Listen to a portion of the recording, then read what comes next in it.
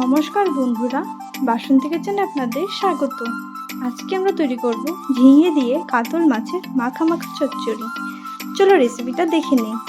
প্রথমে আমরা কড়াইতে তেল দিয়ে দিচ্ছি। তেলটা গরম হতে হতে ওইদিকে কাতল মাছের নুন ও হলুদ দিয়ে ভালো করে মেখে নিচ্ছি। ওইদিকে তেলটা গরম হয়ে গেছে, এখন একে একে মাছগুলো দিয়ে দিচ্ছি।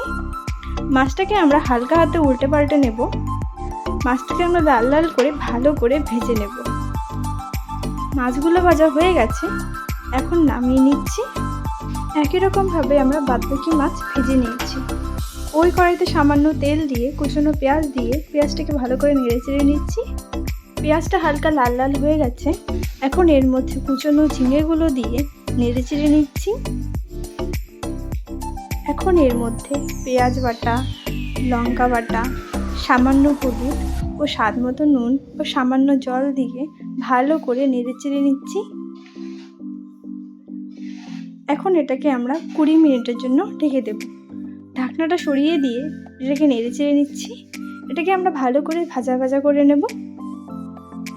ঝিঙে ও মশলাটা ভালো করে ভাজা ভাজা হয়ে গেছে, এখন এর মধ্যে সামান্য জল দিয়ে আবার এটাকে নেড়ে চেড়ে নিচ্ছি।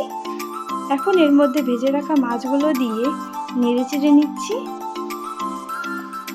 এখন এটাকে আমরা কিছুক্ষণের জন্য ঢেকে দিচ্ছি। ঢাকনাটা সরিয়ে দিয়ে নেড়ে চেড়ে নিয়ে নামিয়ে নিচ্ছি। ঝিঙে দিয়ে কাতল মাছের মাখা মাখা চচ্চড়ি তৈরি। আপনারাও বানিয়ে দেখবেন, খুব ভালো লাগবে খেতে। রেসিপিটা ভালো লাগলে লাইক, শেয়ার ও কমেন্ট অবশ্যই করে দেবেন। ধন্যবাদ।